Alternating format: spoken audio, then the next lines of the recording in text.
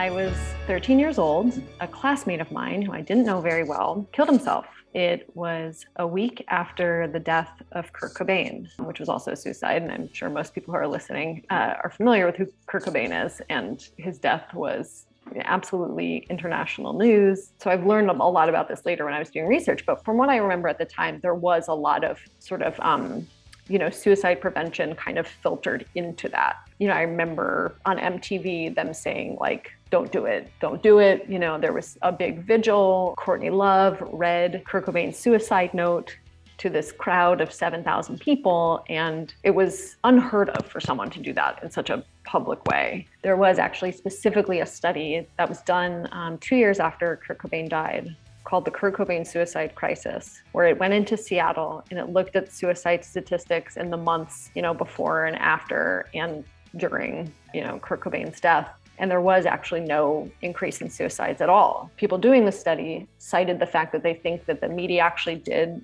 improve the way they talked about suicide between the death of Marilyn Monroe and the death of Kurt Cobain, which would have been about 30 years maybe. But also, I think that it's problematic in a way because when this boy died by suicide, I'll call him Brett, that's the name I've given him in the book, he had some articles about Nirvana and Nirvana CDs on his person.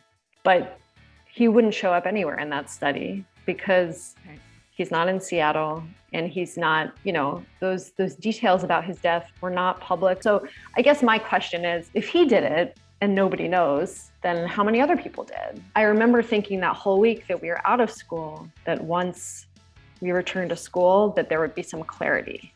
And I think that maybe came from this experience of having known about how people deal with child or teenager death from the movies. I'm specifically thinking of, and I write about this in the book, this movie called Heathers from 1989, which is like a really dark comedy about, some teenagers who are sort of accidentally murdering, I'll use that phrase in air quotes, their classmates and framing them as suicides. And the whole community and the whole school is sort of up in arms about this. And it's like anything that anyone can talk about. I think I also remember seeing an episode of 90210 about it. And it was this topic that sort of came in and out of pop culture. And I think I was expecting to return to school after our spring break and that our community would kind of rally around this, talk about what happened, why did it happen, how do we make sense of it? And we get back to school the following week.